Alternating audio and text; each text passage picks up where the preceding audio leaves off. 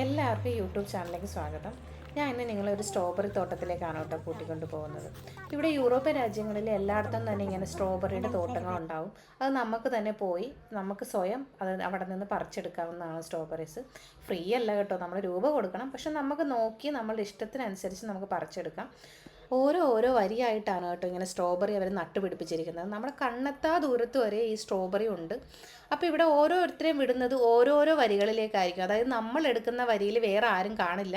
അപ്പം നമ്മൾ എടുത്ത് എവിടെയാണോ തീർക്കുന്നത് അവിടെ ഒരു കൊടി നട്ട് വെച്ചിട്ട് നമ്മൾ പോകണം. അതൊരു കൊടി അവിടെ ഇങ്ങനെ കുത്തിയിട്ട് പോകണം.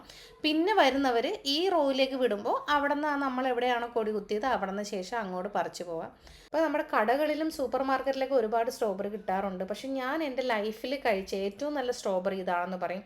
കാരണം നമ്മുടെ വായിലിട്ടാൽ അലിഞ്ഞു പോകുന്ന ടൈപ്പായിരുന്നു. നല്ല മധുരമുള്ള സ്ട്രോബെറി ആയിരുന്നു.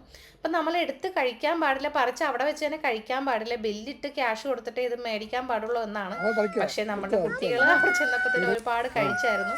ആദ്യം എൻ്റെ മോൾ ഒരുപാട് കഴിച്ച് വയറ് നിറച്ചതിന് ശേഷമാണ് അവൾ ഞങ്ങളുടെ ബാസ്ക്കറ്റിലേക്ക് ഇട്ട് തന്നത്.